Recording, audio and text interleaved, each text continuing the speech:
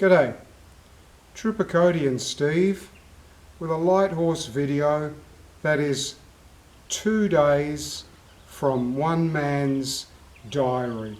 The man is Ian Idris, who wrote the Desert column, and I'm going to tell you about the 11th and 12th of August 1917. And this is how things can change and how there can be some humour and fun amongst sadness and death.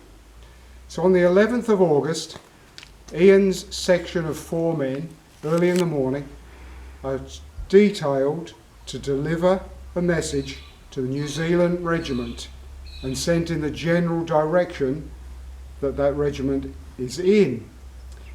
They stumble across some New Zealand soldiers fairly quickly who point them in the right direction, and within a very short time they deliver the message and have done what they were tasked to do. If you've ever been in the army, military, then you'll know that if you're given a job and you get it done, you don't race straight back and say, "Can I have another job?" So the section of 4 men decided to spend the day swanning around the desert doing their own exploring. They found a couple of oases. They found some recently abandoned Bedouin camps. There was nothing of interest in any of the camps, nothing they could steal. Forage is perhaps a better word than steal. And the fruit and figs, they found peaches and figs, but they were all weren't ripe. Then they did stumble upon one oasis where there were 4 goats. They decided, being Aussie light horsemen, bushmen, that they were going to round up the goats and bring them back to camp. So then they had some fun chasing those goats around, doing some camp drafting and cutting, trying to get those goats heading back to the camp.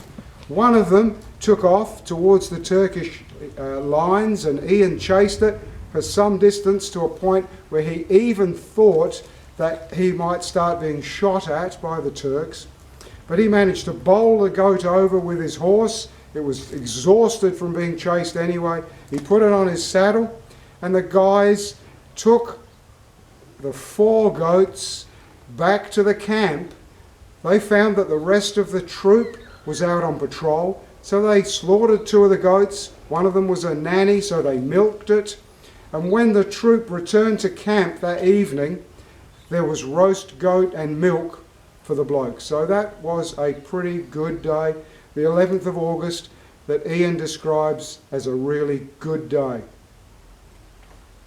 This is warfare, because the next day, the 12th of August, as they're having breakfast, the sun's just risen, they get attacked with no warning by a German aircraft that starts bombing the horses.